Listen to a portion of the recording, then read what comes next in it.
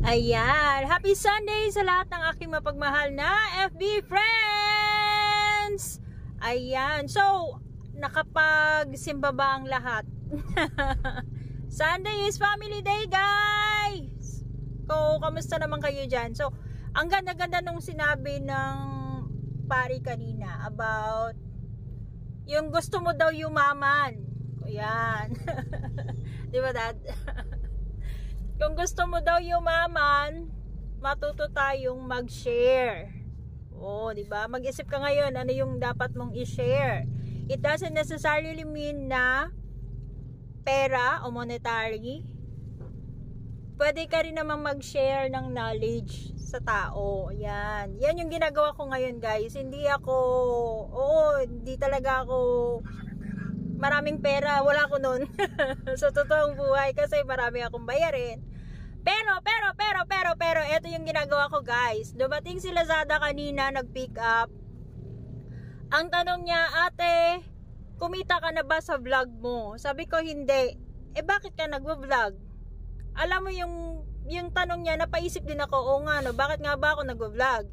It's because gusto ko yung mga tao matutong mag-business in their own little way. Maliit na puhunan, pwede na silang mag-business on their own.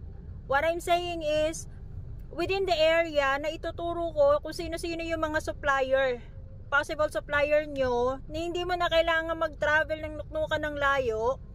Pupunta ka sa Baclaran, sa Divisoria, sa Tanay, o sa Taytay Rizal, o yung mga ganyang lugar, o Quezon City, whatever.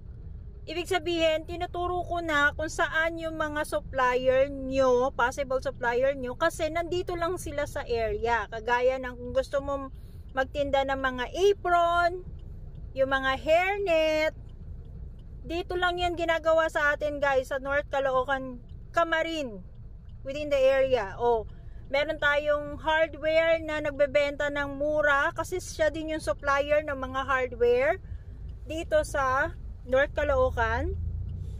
O kaya gusto niya magbenta ng mga parts ng bike, nandiyan ang JMC Bike, open sila sa mga reseller. O diba?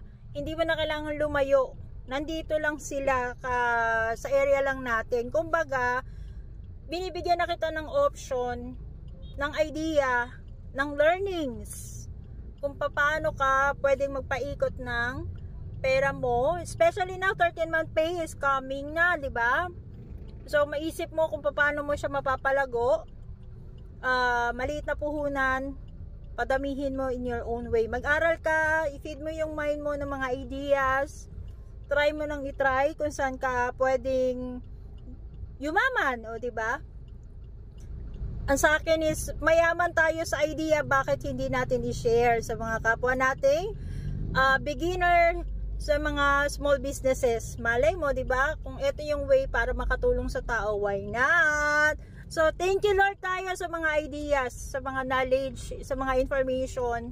Kasi it is a form of blessing. So, kung may blessing, matuto tayong mag-share. Ayan lang, guys, ha. Happy Sunday and bye!